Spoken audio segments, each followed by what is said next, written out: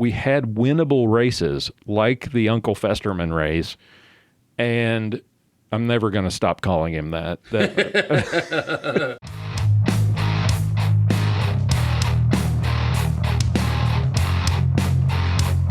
Pistols, prayer, and potluck.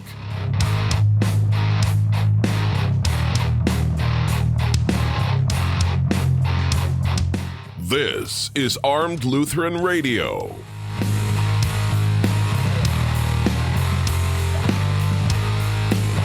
Hey folks, welcome to another episode of Armed Lutheran Radio, a show about guns, hunting, competitive shooting, the natural right of self-defense, and what God's Word says about the issues surrounding gun rights and gun ownership. I'm your host, Lloyd Bailey, the Armed Lutheran. This is episode number 338. Thank you all so much for making Armed Lutheran Radio a part of your week again this week. And joining me again, the pistol-packing padre himself, Pastor John Bennett. Pastor, welcome back. Thank you, I think. It's good to be back, and yeah. Given the topic, it's not... Let's just say Jesus still reigns. Yes. But there's days where when it comes to politics, you kind of feel like the faithful remnant in Israel who keeps slogging along while the godless rage around them. They feel like the psalmist who's like, why are you hiding your face from me, God? What's going on?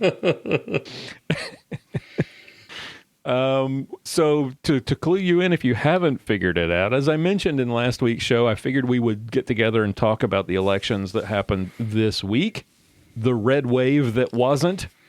But first, I want to give a shout out to the men and women who make this show possible, the members of the Reformation Gun Club. This week's shout-outs go to Robert from Elk River, Minnesota, Dan from Enumclaw, Washington, Dallas from Severance, Colorado, Kenneth from Sugarland, Texas, Mark from St. Paul, Minnesota. We got a couple of Minnesotans in there with you. All right. Curtis from Junction City, Kansas, Matthew from Nixa, Missouri, Kevin from Fairfax, Missouri, another Kevin from Marion, Iowa, Dan from Indian Trail, North Carolina, and our newest member, Paul from Sheridan, Wyoming. That is Pastor Paul Kane, who is a contributor to the upcoming book Duty to Defend. Anyway, thank you all so much for your support and for all of the members of the Reformation Gun Club who make this show possible. Folks, Armed Lutheran Radio is listener funded. We don't have any advertising. We don't have any sponsors. That means we rely on the members of the Reformation Gun Club to help keep the lights on. If you would like to find out more, if you would like to get access to hundreds of hours of exclusive content, our cool website, and some cool swag, plus invitations to our monthly online hangouts, the next of which is going to be Wednesday, November 30th. Check it out at armedlutheran.us/gun club, or look for a link in the show notes for this or any of our previous episodes. All right, let's get into this.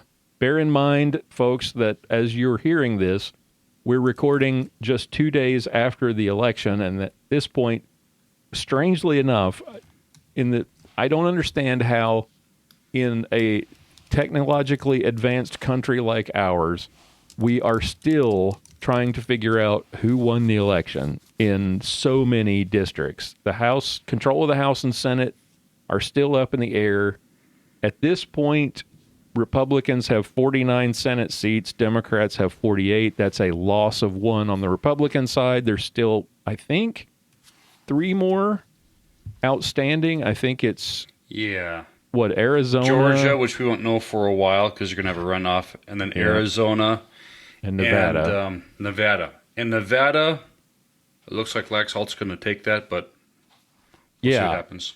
Yeah, and the House is weirder.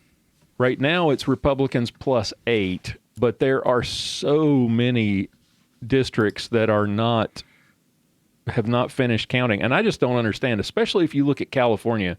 How is it that we still more than 2 days out from the closing of polls on Tuesday, we still have counties that have less than 40% of their vote counted. What the heck? When we're the most technologically advanced nation in the world, and we can't get this figured out. Yeah, it really is. It's embarrassing. What's really shady, though, you look at Arizona, the Secretary of State is responsible for having oversight for all the elections. She's they had also all these running problems for... last time. Yes, and she happens to be the Democrat candidate. Yep. But everything is 100% above board, right? Totally above board. They still have, what, the governor race? Don't they have a Senate? Yeah, the Senate race is still outstanding, and they've still Kelly got versus Masters race. Yeah, and they still have 2 districts in the House that have not finished counting. It's just embarrassingly bad. I don't understand why. And if you want to have, Democrats were trying to do that whole election reform thing this past year, which was basically the election cheating bill. If you want to if you want to reform elections in the U.S., how about we fix this problem? Let's break this down and fix this, because this is stupid that we don't. Florida had everything counted within 2 hours of polls closing, or an hour of polls something closing? Like that. Yeah. It's crazy that we don't have some sort of a unified system for making this work. It's crazy. Anyway, so the thing that is absolutely insane about this, these issues didn't exist in 2016. This is true. These issues didn't exist in 2018 unless you're Stacey Abrams, the governor of the universe.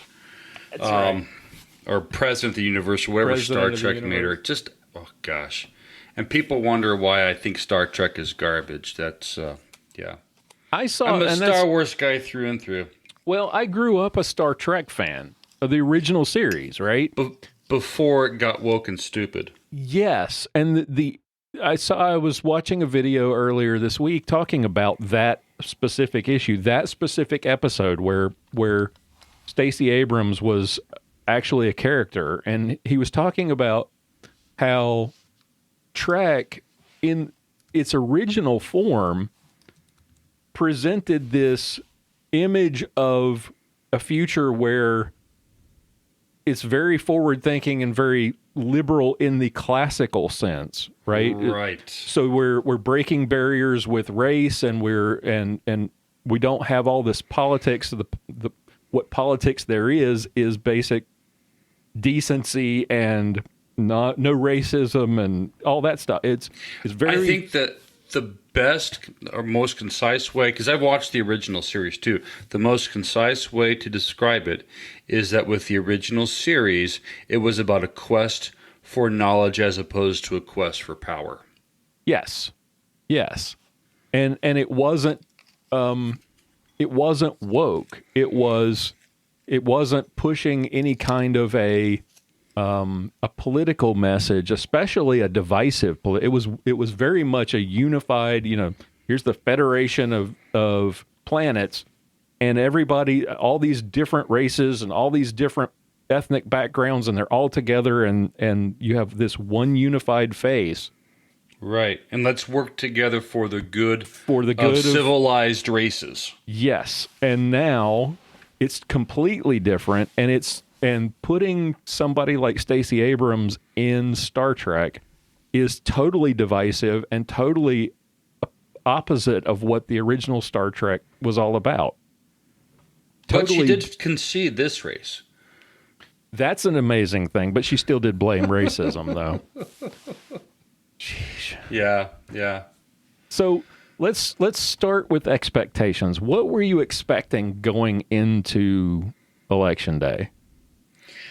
I was cautiously optimistic. Okay.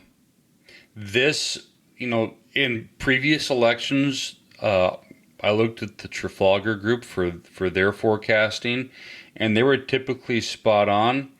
And for this election, they they way overestimated Republican turnout. You know, my expectations were that we would take the House and maybe take the Senate. Yeah. And, you know, as we got closer to Election Day, you start hearing these reports that, you know, hey, it's going to be a blowout. Before it was like we might take the Senate or we could be a 50-50 split, to, hey, we're looking like there's going to be 54 Republicans in the Senate. Oh, yeah. It was red tsunami was what Yes. everybody was talking. I mean, going into Tuesday, you had Walker anywhere from 2 to 4 points up. You had Masters in Arizona up. You had Lake up 4 to 6 points. You had Laxalt up 5. You had Lombardo in the Nevada governor, Nevada, let me get it right. Nevada governor race was comfortably ahead. Even in Minnesota had the governor's race leaning towards the Republican by like 2 points. Yeah. And you had New Hampshire, you know, Maggie Hassan was there. There was actually some people who were suggesting that was a possibility that might go red. There were people who were suggesting that maybe Gretchen Whitmer would go down. Maybe that crazy woman who is what's her name in Hochul in New York, that she might lose. Yeah. I mean, there was talk of 50 to, 45 to 50, maybe 54 seats switching in the House, and maybe having, like you said, 53, 54 Republicans in the Senate.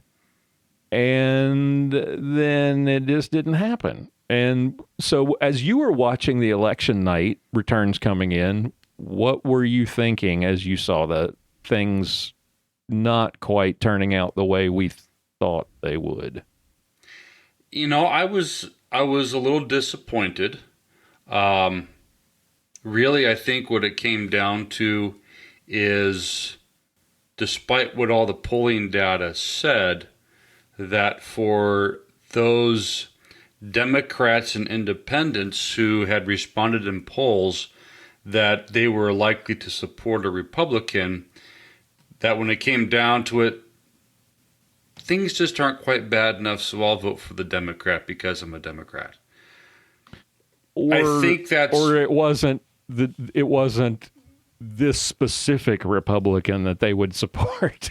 I think there were some... Well, candidate quality matters. Yeah. Florida needs to be the blueprint for Republican strategy moving forward. Yeah. Yeah, I was like I said, I was optimistic. It was going to be just a thrashing because, I mean, we had, given the economy and given Biden's crappy approval ratings and high gas prices and inflation and all of that, I thought that it was going to be a woodshed, take them out behind the barn and beat them kind of night. And as things went on, as things got started and the results started coming in, and I know I was watching a live stream as the results were coming in, and there were people who were panicking in Texas about the numbers, the Beto and Abbott numbers here for Texas governor. And I was just like, look, it's early, slow your roll, calm down, have a drink. All the states are reporting their early voting numbers first, and those are typically heavily Democrat. As the rest of the night goes on, things are going to change. And in some places it did, in others it didn't. Yeah. And as down as this might make us feel, there is a glimmer of positive news in all of this. And that's with the national House vote, where Republicans led by 5.25 million votes in nationwide in congressional elections. Yeah. So there are that definitely bodes well for silver the future. linings. Yeah, that bodes well for the future. For the next 2 years, we're going to have a slim majority in the House. But here's the other silver lining in all of this, is that there have been more steadfast conservatives elected to the House than there have been previously. Right. It'd be great if the new Republican caucus says, sorry, Kevin McCarthy, you're done. We're going to put a true conservative in there as the speaker. Yeah, I'm not holding my breath on that. I'm not either, but we're going to have such a narrow majority this is all also assuming, because right now, as we said, we're looking at this and we need 8 more seats in the House to take control for the Republicans. If we have a majority, it's going to be slim. And McCarthy was at the helm when we should have won big and didn't. Right. We underperformed across the country. Right. And too often we keep going back to the well with the same old people. It's time to get somebody serious in leadership. It is. But even if they don't, even if they stupidly put McCarthy back in there, and keep in mind it's the entire House that votes for Speaker. Yeah. So who are the Liberals going to be pushing? They're going to be pushing someone like McCarthy. He's a moderate at best. But McCarthy has a big dilemma now because he's got this narrow majority and you've got a solid core of conservative Republicans who now are going to have the power to go to McCarthy and say, hey, you want to get anything done, you're going to need us. And are pissed that they don't have a bigger majority. Right. Because this could have, the really sad part about this, even if they have a majority at the end of all of the counting, the sad thing is if this had been even a red wave, right? 20 seats maybe, that sets you up to have a super majority in the next election. But now they've got a narrow majority going in for the next 2 years. Again, assuming that they pull this thing off, they've shot themselves in the foot for 2 years, and they've shot themselves in the foot beyond 2 years because they can't build on historic gains if you don't have historic gains, right? They could have, because there's no way that, getting back to silver linings, Biden's not going to, Biden, I didn't watch his speech, but from what I understand, just from, looking at this headline over here, we're looking at Real Clear Politics, by the way, folks, they have a great layout of all the results, but there's a headline where Biden apparently said they're not going to do anything different after the midterm because, and I'm not surprised. I mean, we expected that they would do something different after beating Trump, right? We thought they were going to, and this is why Biden got elected in the first place. Everyone thought that it would be different. He would be a different kind of, he would bring some calm and some normalcy, but he hasn't. So he's going to continue to do what he's doing. And his political acumen is worse than Donald Trump's. He took the results as a mandate rather than a warning. Mm-hmm. Yep. He took it as oh, hey, we're going to double down now. Yep. As opposed to, well, people are pissed off. If I'm actually running for president in 2024, which he says he is, maybe I need to moderate a little bit, but no, he won't. No. Which is great for us for 2024. We just got to get through 2 more years of this crap. We got to get through 2 more years of this, and we have to get a quality candidate. Yes. Yes, and we'll get to that in a minute because I think that's, like you said, that's the overarching story of this entire episode is candidate quality was a big problem nationwide. Yes. So let's start out with surprises. What was your biggest negative surprise of the night? Which one went the way you didn't expect negatively, where Democrats won and you were expecting a different result that really surprised you? Now, the one that kind of surprised me, and granted it was expected to be a tight race to begin with, but the sloth victory. And if you don't know what I'm talking about, you need to go watch the movie Goonies. But Fetterman, it's Uncle Festerman. Oh my gosh, this guy is just, he has, I would say, less mental acumen than Biden, which is saying a lot. Oh yeah, their campaign events together were just pure comedy gold.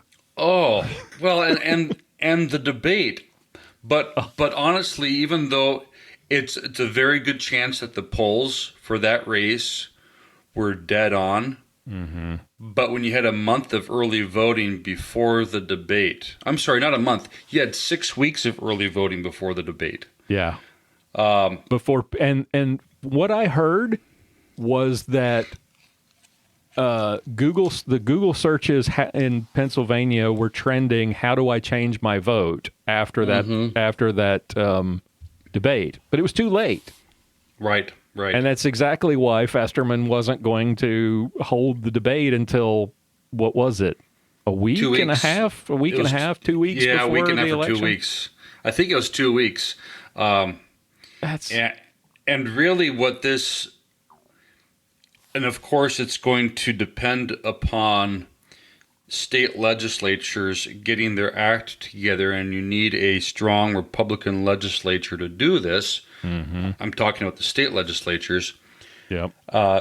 You need to get rid of early voting, period. Or you need to limit it severely. Right. Have the exceptions.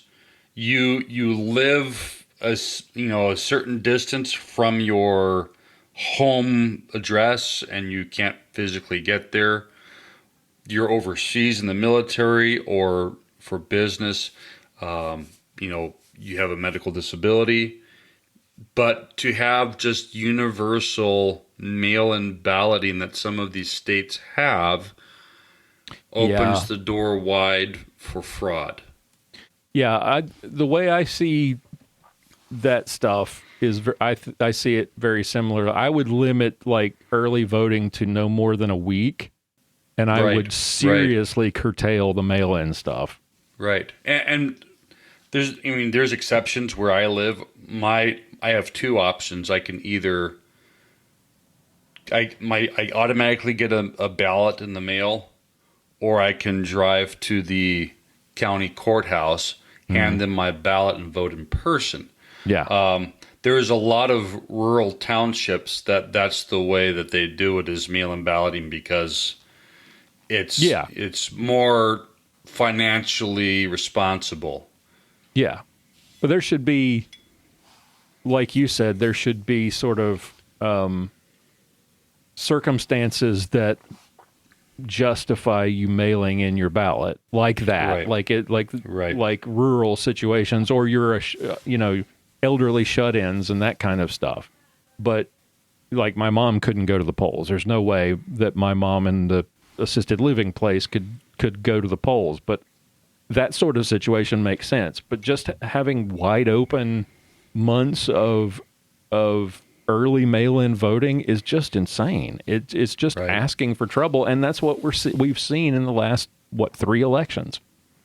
Now, the other thing, and this gets back to your point about candidate quality in the Uncle Festerman election, is that Republicans put up a crap candidate against him.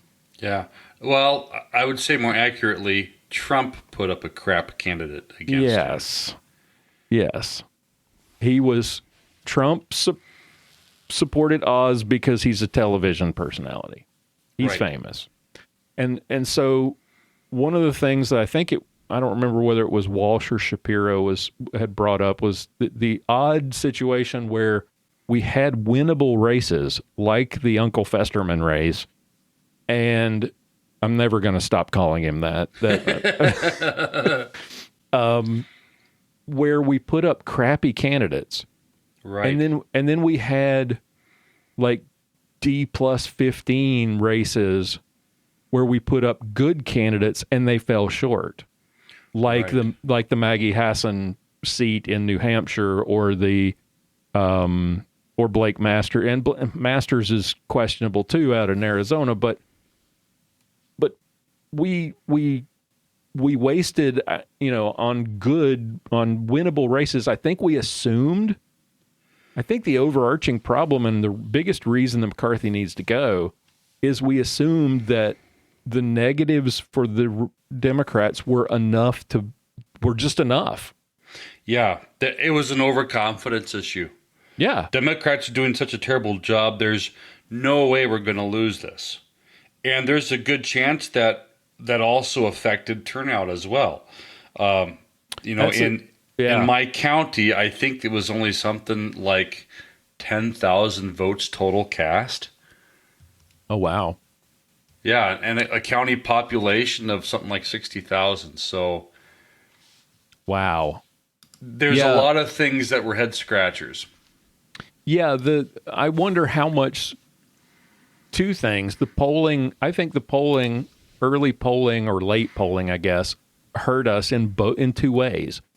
It scared Democrats into thinking, "Oh God, there's going to be a red wave. I need to get out and vote," when they probably weren't really fired up to vote.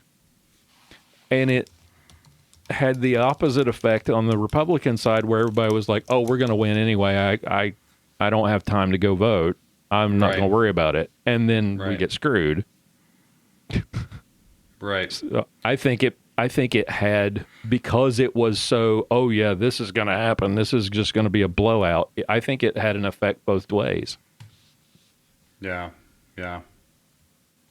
Speaking of, well, and I was incorrect. In a party with 50,000 eligible voters, there was a total of 25,000 votes cast. So only half the people voted. only half. Yeah. And it's get off your butts and get in and vote. Well, of course, that message is falling on deaf ears now after the fact. Right. And I guarantee you that a good number of those 25,000, that 50% that didn't show up at the polls in some districts, they're going to be at the diner the next morning with their friends talking about how terrible the economy is. Right. Like, well, dude, you had a chance to go out and do something about it, but you didn't. The other thing that I think the Festerman election shows us is the depths to which Democrats will go to avoid having a Republican win, even so far as to elect somebody who's, for all intents and purposes, brain damaged.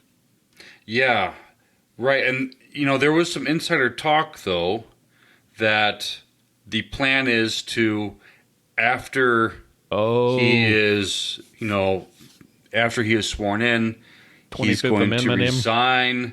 Yeah, he'll resign, and the new Democrat governor will elect a far-left radical to fill his seat.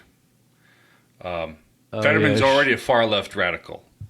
He's about as radical as you get. He's a mush-mouthed, 6'8" slob version of AOC. Career do-nothing person. I mean, living in his parents' basement and into his 40s is just pathetic. And getting an allowance from his parents while he was the mayor of a town of 2,000 people. Right. Exactly. And now he's he's one of two senators in the entire state of Pennsylvania. That is just, talk about failing up. Yeah. No kidding. Speaking of bad candidates, the Georgia Senate race. Good Lord. Yeah. This is Yeah. another one where we chose somebody based on name recognition. Right. Well, Oh. and I don't know if you're ready to get into Trump yet, but We'll get there. okay. I But was if going you to say If you got a tie to Trump on this one too, that's fine. Go ahead. It seems like Trump's habit is to back anyone who kisses his ass, whether or not they're a good candidate. And Walker, I'm sure he is a nice enough guy, but he had too many skeletons in his closet. Oh yeah. Illegitimate children, the whole 9 yards, All the lack of experience. the allegations that he was paying for girlfriends' abortions. Yes. All of that stuff. And whether or not that's true or not, the fact that he's got like all these illegitimate kids lends credence to those claims and makes people wonder, how is it that we're putting this guy forward and how can I bring myself to vote for him? Right. And you see, when, as we've said multiple times, candidate quality matters. And you can see this. What's very telling is where you have statewide Senate races and you have governor's races where the governor does incredibly well. Kemp, he won by 300,000 votes out of a total of 4 million votes cast. He won by 300,000 votes. Okay. Yep. 8 points. And Walker, he came away with 200,000 fewer votes than Kemp. Yeah. So you had a lot of people, when you have Warnock getting more votes than Abrams, that tells you that people said, you know what, I like Kemp, but I'm not so sure about this Walker individual. So, Yeah. that's very, very telling. And that's the And that thing, wasn't the only place it's happened. Arizona, the same issue in Arizona. You got Blake Masters trailing behind Lake by a significant amount. Yeah. Those and Arizona's a little bit different in that, I mean, if you look at Georgia, Kemp had a track record. And this is one of the built-in advantages, I think, for governors, is that they've actually got a track record of governing. And when you've got somebody running for Senate, especially if they're new to politics entirely, people don't see them as, well, they don't have the same experience that they can point to. It's a different, even if they're incumbents, they don't have the same kind of experience. And in Georgia, you've got a guy who has no political experience at all, and in Arizona, the same thing with Kerry Lake and Blake Masters. Right. And if you want to run for a national election, get yourself established first in the state. Win a state race for state Senate or state House of Representatives. Those races actually aren't too difficult to win, especially if you couch your campaign in or focus your campaign on solving the issues or addressing the issues that matter to the voters.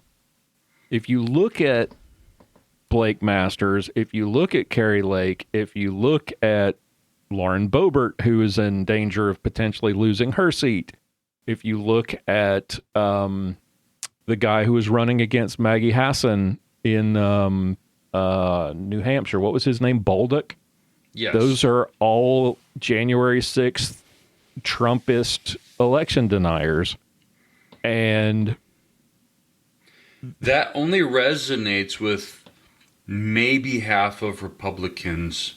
And I think I'm being overly I think you're being generous there. too, yeah. And you better be in a deep red district. Yes. Because you look at what Maggie Taylor what's her name? Taylor Greene in Georgia. Marjorie Taylor. Marjorie Greene, yeah. Taylor. seriously very, very, very red district. Right. She can Right. run on being crazy all she wants, and she's still going to win. But you're not going to win independents or convince disaffected Democrats if you're going to run and if you're going to be crazy like Trump. It doesn't sell with those people. No. Not in the least. And clearly, people aren't disaffected enough with Biden and the state of the economy to say, you know what, I trust that crazy person. Yeah. People are looking for two things. They're looking for some sort of experience, and they're looking for a reliable and trustworthy track record. Stability, yeah. Because we've had, 6 years of crazy. Right. Right. And you could have potentially one of those two puzzle pieces figured out. Let's say you don't have a whole lot of experience, but you have a solid reputation for, working with charities and being involved and advocating for conservative ideals.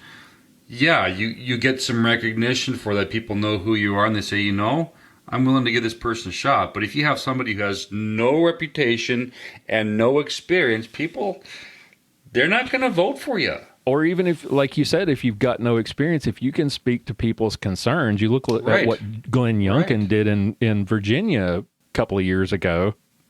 Right. People who, you get some of these house races where you have somebody who goes and they knock on every single door of every single house in their district. And people say, oh, yeah, you actually care about what's going on in my life. Okay, I'll vote for you.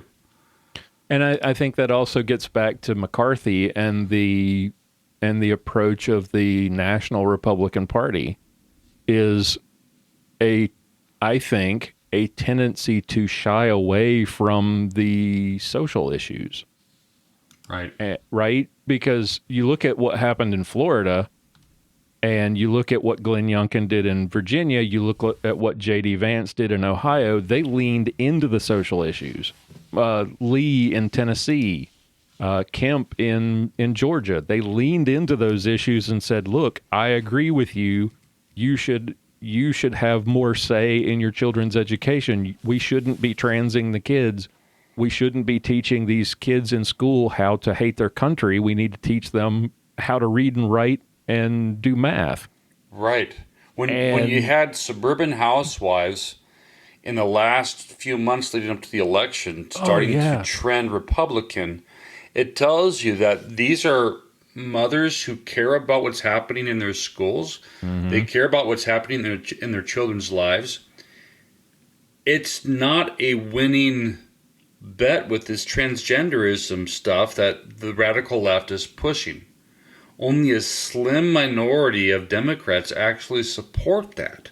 Look at how that played out in Florida in the Hispanic vote. Yes. Well, there was also we were talking about Michigan earlier. There was the woman who was running against Whitler, as some people call her, because Anyway, she was visiting with Muslims in Dearborn, Michigan, who are absolutely enraged at the gender ideology that's being pushed on their kids. And you had this one guy saying he's never again going to vote for a Democrat.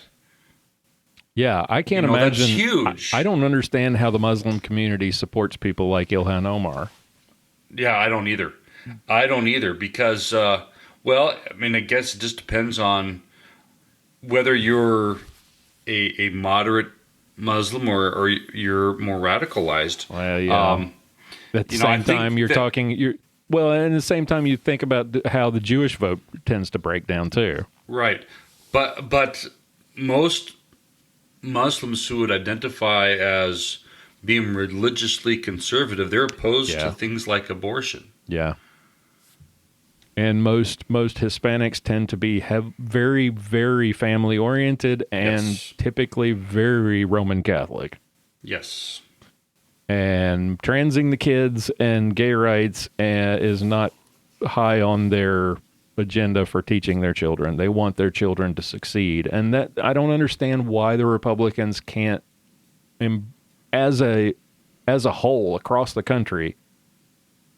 Okay, fine. Yes, there were election irregularities in 2020. Yes, there are things that need to be straightened out, but you can't make that the focus. You've got to get your hands on those social issues that people, like you said, the moms at home care about deeply. Right. All that the Republicans have to do is demonstrate themselves to be the party of moral sanity. Mm-hmm. That's all they have to do. Yep. And you can't just assume that people will vote against Democrats because things are not going well in the country. Right. Right. I mean, we would have to be in another Great Depression, which is becoming more and more a likelihood. Start worrying the worse about it, things yeah. get. We would have to have something catastrophic like that in order to sway people. Well, imagine you mentioned Florida being the blueprint. Imagine Yes. if we did adopt that blueprint across the country. Right. Did you see DeSantis's acceptance speech?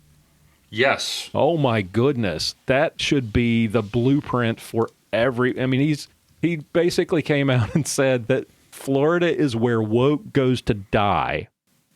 Yes.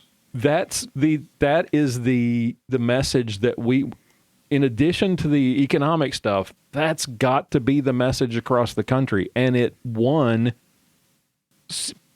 counties like Miami-Dade, for crying out loud. It won a majority of the Puerto Rican vote. It won, I mean, when everybody says, well, yeah, he won the Hispanic vote because of all the Cubans. It wasn't just that. Right. Yeah, for the first time in 150 years, they don't have a single Democrat elected statewide. Yeah. Yeah. And there's So only, it's- 4? There's 20 out of 28 House seats are red in Florida. Yeah. That state is not purple anymore. That used No, to be. it's I would say it's more deep red Oh, yeah. than even Texas. Yes. Yeah, I think so too. It used to be Florida was the swing state, right? Yeah. It's not. And that's all because of Ron DeSantis. It is. It is.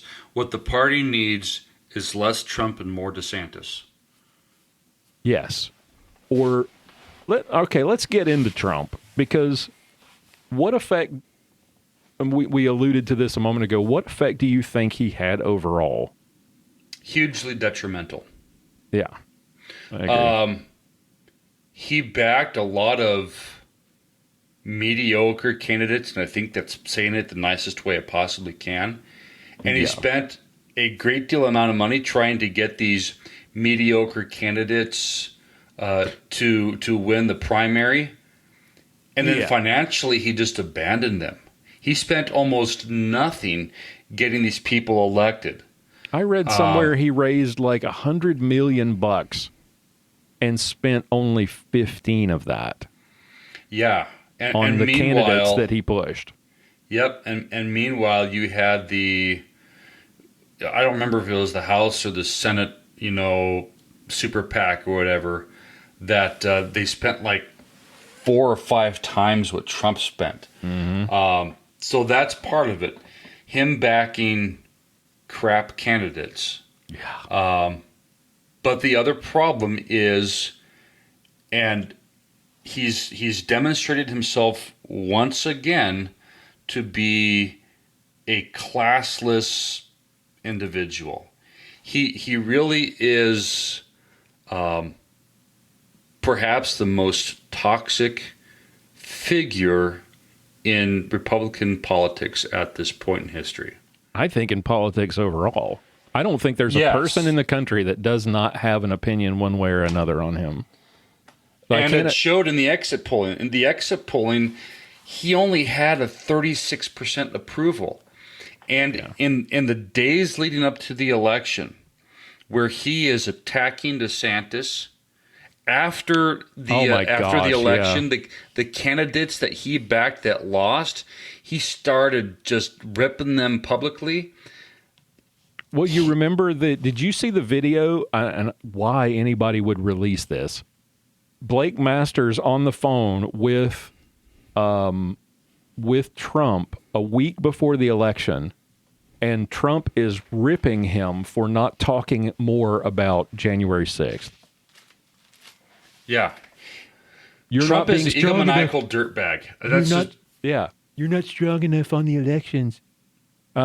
Dude, we got to get elected here. If we're going to fix things, we can't alienate everybody. And it's all about, that's the problem with Trump. It's all about Trump. Yes. And if you're not sufficiently bending the knee to him, he will crap all over you because he doesn't care. He only wants you to win if you're praising him the whole time. The reason that J.D. Vance didn't go down in Ohio, J.D. Vance was one of Trump's guys. Vance didn't bend the knee to Trump and wasn't constantly out there talking about elections. And he won big. Yeah, and he was a fairly decent candidate, compared. Yeah. He's one of the few that Trump backed that actually was a decent candidate. But the most recent attack where Trump is basically ripping DeSantis for not giving Trump enough credit for him being elected. Right. Jesus. Trump backed him. Yeah. But he was an incumbent and he was hugely popular. He blew Charlie Crist out of the water. He won by 30,000 votes in 2018. Right. $1.5 million margin, or 1.5 million vote margin this time. I know. It's just amazing what he did. I mean, 4 years ago, he almost lost to a gay crack addict. Yes. And he cleaned Charlie Crist's clock this time. And the entire state is red as a result. And he had huge coattails. Huge coattails. Yes. Trump does not. No, he does not have coattails. Now, Trump could. It's not in his nature, but he could have coattails if he would go out and make and stump 4 candidates and not make that stumping more about him than it is about the person who's running. Yep. Because he has a base. He has people who love him. And I get it. I understand that I get the adoration that people have for him. I get it. But if he could, and I know this is... It seems like every campaign stop that he's doing, he's going out and he's talking about the 2020 election. It's all about the election. It's all about him. Yep. It's all about him rather than trying to promote the candidate. He could really be the leader of the Republican Party if he did that. Yes. And there were things when it came to policy that he was good on. He was good on foreign affairs. Mm-hmm. He was good on some of the social issues. Mm-hmm. Great on his appointments. Absolutely. But he never vetoed a single spending bill. True. Very true. And he can't shut his mouth. Trump is great if you can somehow separate the man from his personality. That's the big problem. I didn't really the tweets never really bothered me. I kind of thought they were funny at times. Some of them were ridiculously stupid. But what was amusing was the way he tweaked the press and the left in general. Right. And kind of kept them off balance the whole time. If he could channel that better and could actually make his campaigning about Republican candidates and about the party and about the issues and not about the election that he lost, he would be absolutely welcomed with open arms as the leader of the Republican Party. There'd be no question. Right. But when he's out there attacking DeSantis, the most popular governor in the United States. He trashed O'Day when he lost in Colorado. Yeah. He's been critical of making fun of DeSantis. The day before the election, he called him Ron DeSanctimonious, which was just dumb. Yeah. It's a terrible name. And then he's going on saying that, DeSantis better not run, because if he does, I know him better than just about anyone. He's got all sorts of secrets. The only person that might know him better than me is his wife. That's, it's on the one hand creepy. Yes. And on the other, really, really sad that he is. We're still 2 years out from the general, and he's already trashing the guy who is probably the most popular governor in the country. Yeah, it's crazy. It's just, I'm not surprised at his horrible behavior. No. And this was the one thing I held my nose and voted for him twice. But in the primary, I strongly supported Ted Cruz. I still believe that he was the best candidate that was running in the primary. Agree. And when Trump, he posted on social media, I don't know if it was Twitter or Facebook or what, but he posted a unflattering picture of Ted Cruz's wife next to a picture of his wife, of Melania, and basically trashing Ted Cruz's wife, saying, which of these two women would you rather have as first lady? Which one is the better looking woman? He disgusts me. And I know people who would not vote for him, who have voted Republican all their life, who would not vote for him because of his personality. Yeah. Yeah. And I have no doubt that he is going to run in 2024. I have no doubt. He is still holding the grudge over the last election. He is determined to throw his hat in the ring and win it back and beat Biden. Biden looks like now, if he survives the next 2 years, is going to be the nominee, and it's going to be that rematch of 2020. And I don't think he can set aside his narcissism to long enough to think about the good of the country anymore. No. And if he were to run, he'd be 78 when he runs. Yeah.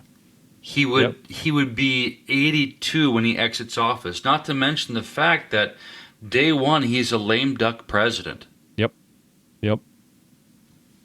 And I don't think there's any.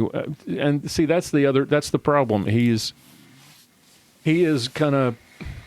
Because we screwed up this election and didn't set ourselves up for a supermajority in the next election, now we're going to get potential Trump wrecking everything like a blind bull in a china shop.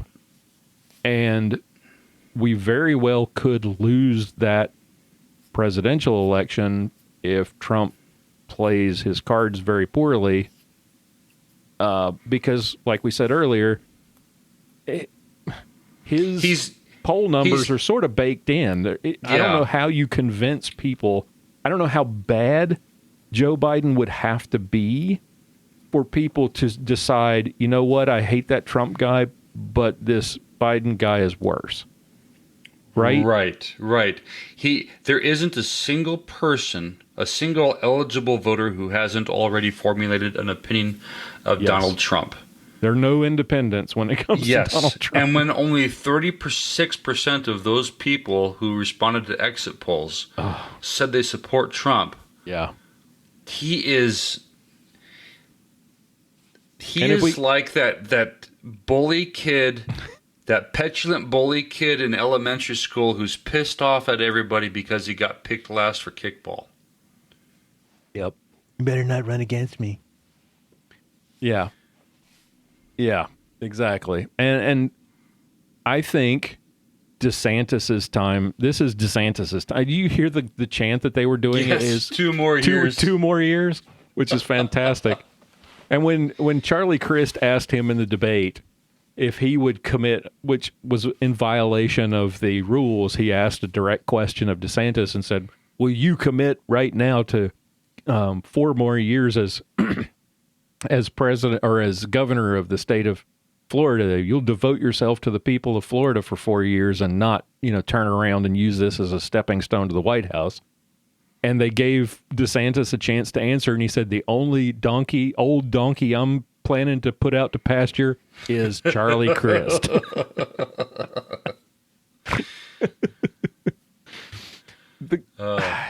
So, do you think? Did you? Speaking of the JD Vance thing, I wanted to get your reaction? Did you see the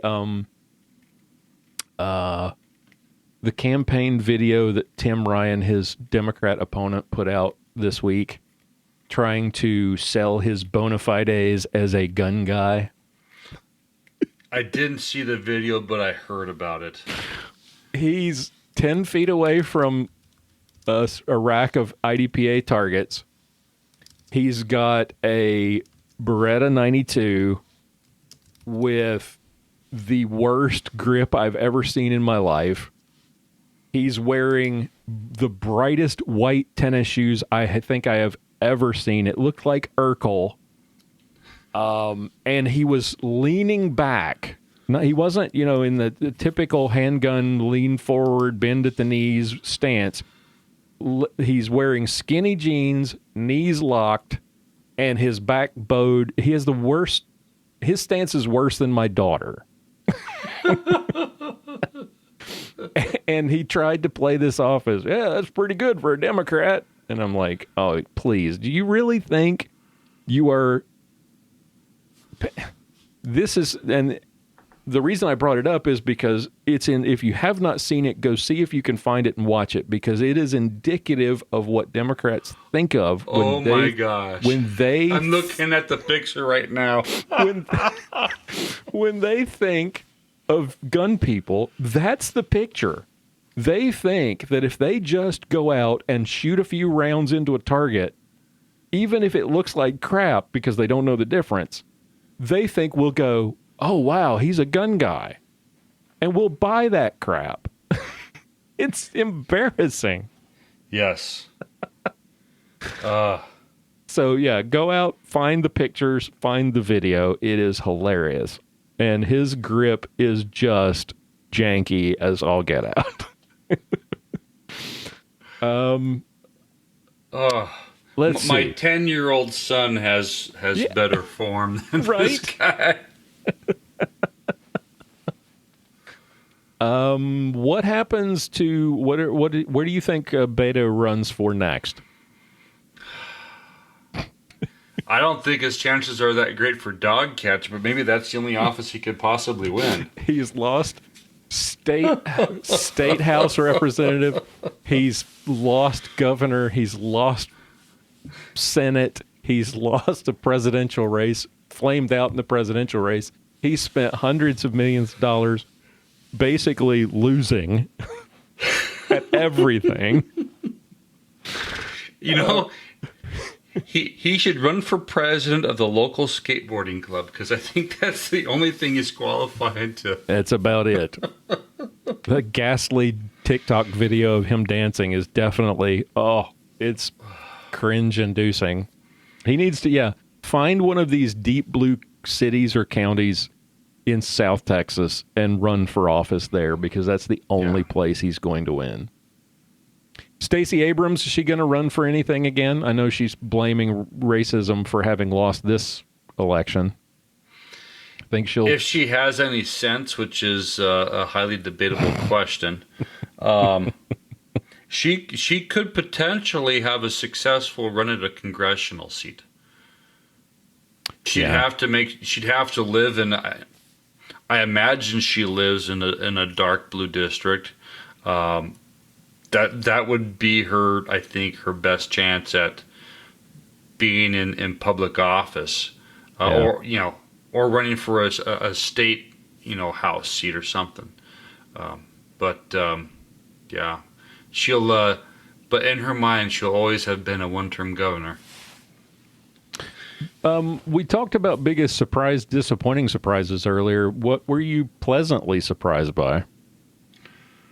Pleasantly surprised by what happened in Florida, but also pleasantly surprised at New York, even though Lee Zeldin lost that race. He had huge coattails where you had 4 Democrat I forgot about seats that. turn red.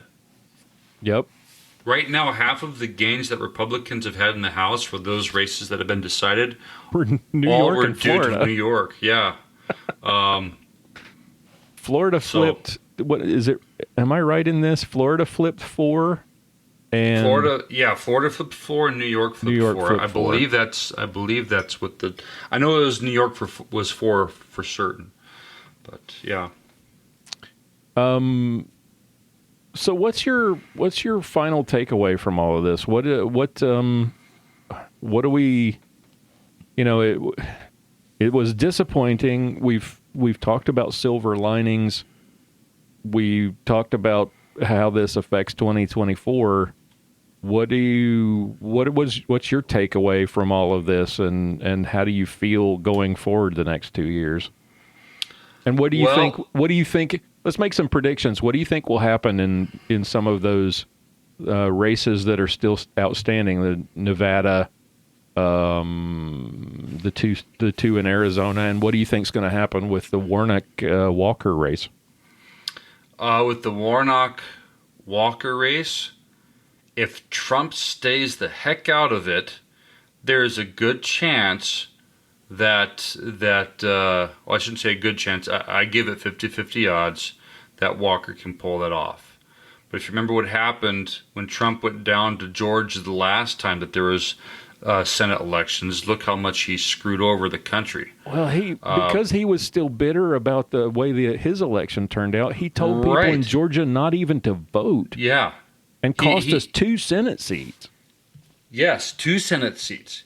He is. I lay the responsibility of the House for the last 2 years being, or not the House, the Senate for the last 2 years being in Democrat control. Mm-hmm. I lay that guilt at his feet.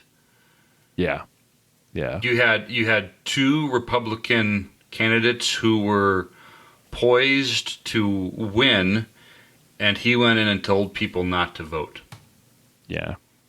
I think the only way he has a positive impact on Georgia,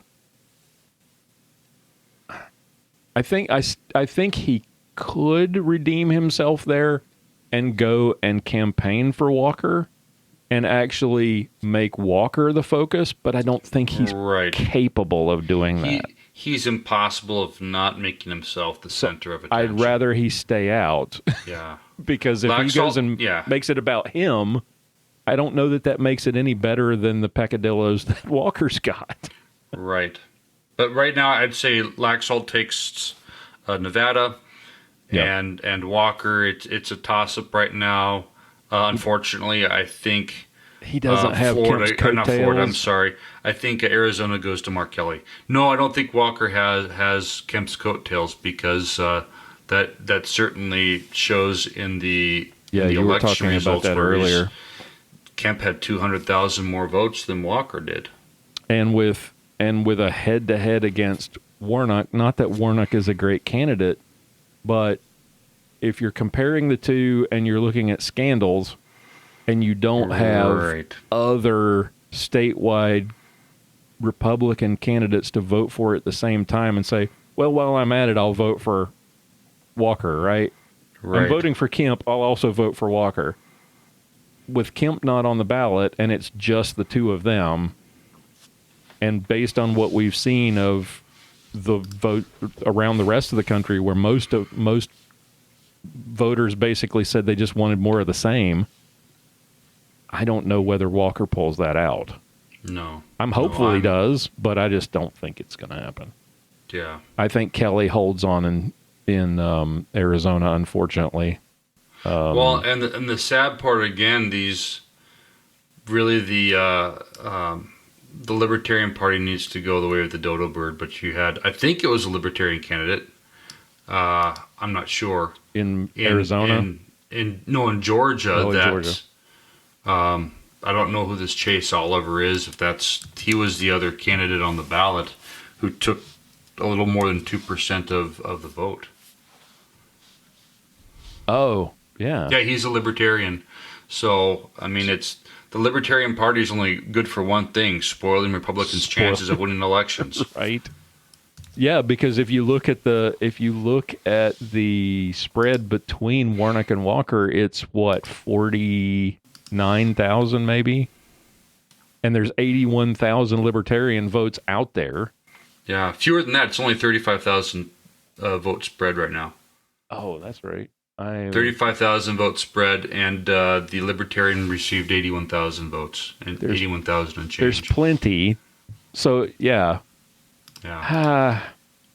And if you look at Arizona still, yes, you had the same situation there where you had, well, I wouldn't have quite made up for it right now with 75% in. You had 43,000 votes going to the Libertarian, even though there's about 115,000 votes separating Mark Kelly and Blake Masters right now. And that, I guarantee you, those Libertarian votes are a large percentage are probably protest votes against Masters because he's a Trump guy. Yeah. They can't bring themselves to vote for Kelly, but they don't like Trump and they're not going to vote for Masters. So I don't think he closes that gap. Right. I don't understand how there's still not even 80%. That's just crazy. How in the world are they still? And Kari Lake is still trailing Katie Hobbs. Again, that one's not even 80% reporting. 21 write-ins. Wow. I'd love to see who some of those write-ins were. I'm curious about those. Do you think Kari Lake pulls that one off, or is that? Right now, they're suing because of what happened in Maricopa County. Oh, that's true. It could be a while before we know. I think what may happen is that if the differential in votes, most states, it's if there's less than 1% separating candidates, it's an automatic recount. Who knows? Yeah. But and personally, some people may think that this sounds crazy, but I don't think it's that far off the truth. That, I am of the opinion that there is, at a minimum, a 1% factor of fraud. I think that 1% is being very conservative in that estimate. I think there's enough in really close races. There's enough to swing it one way or the other. Yeah. Yeah, I agree. I don't think it's the widespread crazy, everybody's against me stuff that Trump was claiming, but right. I think in 2020 where you had you had precincts in the Detroit area that had more votes tallied than there were registered voters. Yeah. I think Trump could turn, if he could channel that anger over what happened in 20 and into, we need to make our elections more certain and more secure instead of I got cheated. Right. I think it's a more palatable message that more people would buy. Ultimately, what it comes down to, I think, with Trump is that even if giving him the benefit of the doubt that he wants to do what's in the best interest of the country, people don't see it that way. They see him as just doing what's in his own best interests. Yeah. And that's not enough to sway the majority of voters. He's got 2 years of damage that he's done since the last election, where he's spent pretty much all of his time talking about how he got cheated. Yeah. I don't think you fix that we've got 2 years. It's possible that but I don't think it's in his nature. No. So despite all of so here's my takeaway, I think. Despite all of the bad things in the country, the record high inflation, the gas prices, crime, recession, lockdown, that was the other thing. Gretchen Whitmer, I don't understand how she got reelected. I really don't understand how she got reelected. We now know that we were just blatantly lied to about COVID and lockdowns and masks and closing schools. And Gretchen Whitmer is right there in the middle of all of that. Right. And yet she won re-election. Yeah. Yeah. And I think I can't take credit for this theory, but this is when I heard from Dan Bongino. If you haven't heard of him, Yep. I know you have, but for our listeners. Oh, yeah. Great commentator, and he said it's not bad enough yet theory. And this might be a really twisted way of looking at it. I think things are going to get a lot worse in the next 2 years, and we'll finally be at the point where people say, it's bad enough. I'm going to vote for the other guy. I wonder how many of, when you look at Hochul and you look at Whitmer, I wonder how much of their staying power is because a lot of the people who were badly affected by the economy and COVID in their states left. And they're not there to vote against her. I think that's a huge factor. And perhaps the other factor, I think, is that people just weren't motivated enough to get out and vote. Yeah. The county I live in, it was a pretty red county back in the 2016 election. Why is it that only half the people actually came out and voted? Yeah. I think we ran bad candidates. That's got to change. We can't just assume that things are bad enough that we can run just anybody. Right. I think name recognition can't be the sole decider of who we put out there. I don't know how this works, and I don't know if this is even possible, but it seems to me that the national campaign committees on the Republican side should be sitting down with prospective candidates and saying, okay, what are you running on? What are your issues? Blah, blah, blah. What's your position on this? What's your position on that? And if they're crazy, and if they have, crappy character issues like Oz and Walker, then they make it clear you need to step aside because we're not going to support you. In fact, we're going to fund in the primary. We're going to fund your opponent. Yeah. We've got to have better candidates. Right. Absolutely. Absolutely. And I think the one, and this is where I'm going to be cautiously optimistic about 2024. But one of the characteristics about Trump is that his diehard supporters follow him like a bunch of lemmings. And so if somebody like DeSantis becomes the nominee, I think a lot of those people aren't going to turn out and vote. That's another thing that worries me. I didn't think about that until just now. You're right. That does worry me because if he is already bad-mouthing DeSantis, what will he do if DeSantis gets the nomination? Yeah. Right. And will those folks stay home and cost us another? And I'm not saying that we've lost previous elections because of those people. I'm saying we have lost elections in the past because we ran crap candidates. I mean, Bob Dole and McCain and Romney, for God's sake. Yes. Well, and ultimately what it's going to come down to, I think, and this is the biggest wild card, is what will Trump do? Will he do the right thing, take a step back and support whoever is the strongest candidate, or will he try and promote himself? And unfortunately, I think the latter is what's going to be reality, but who knows? Yeah. Not that I would want any harm to come to him. No. Because that would just be an unchristian desire. But if there were some factor in his life that made it so that he realized, yeah, maybe I shouldn't run, that wouldn't be a terrible thing. Maybe the Holy Spirit works and says, hey, you need to step back and you getting out there and making everything about you is not the best thing for the country. Because the the candidates that ran on January 6th, unless they were in deep blue or deep red districts, they lost or were in really tight spots. Yes. Candidates that waded into the culture wars, Tennessee, Georgia, Florida, Texas, Arkansas, South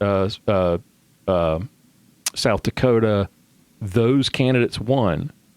And if we can get away from the election denier people and and actually get in there and fight those culture wars that we were talking about earlier, the mom and pop issues that every parent cares about, and make parents a voting block, because that's what Glenn Youngkin did in Virginia. We have we have a blueprint. Florida and Virginia are great examples to look to. If we do that, we win. But we've got to get away from the election denial stuff, and we need new leadership. Yes, absolutely. Because I think McCarthy's one of these guys that is going to that tends to shy away. Well, we don't want to talk about abortion. We don't want to talk about transing the kids. We don't want to talk. Let's focus on the economy. Let's focus on no. Right. We've seen in Florida and Virginia particularly that those cultural issues weigh more heavily with the majority of American voters than do their pocketbooks even. Right. Because what good is a great economy if your kids are being taught to hate the country and, teachers are conspiring behind your back to undermine your values? Yeah. So. Absolutely. Your mouth to God's ears. Yeah, exactly. Folks, if you have any thoughts about this craziness that we've just experienced and what it means for the next 2 years and the election in 2024, if you hate us now because we've been bad-mouthing Trump for the past hour, whatever, we would love to hear from you. We'd love to hear your thoughts. Visit our feedback page at armedlutheran.us/feedback. Leave us a voicemail or a voice message, and we would love to read your comment and respond to it in a future episode if it's appropriate. Pastor, thank you for taking the time to do this. And absolutely. God willing, we'll be together again next week and talk about something more pleasant. Sounds like a plan. All right. Folks, tune in next week for episode number 339. Until then, keep shooting, keep praying. We'll talk to you next time. John Bennett is the pastor at St. John's Lutheran Church in Willow Creek, Minnesota. For more information, visit stjohnswillowcreek.org.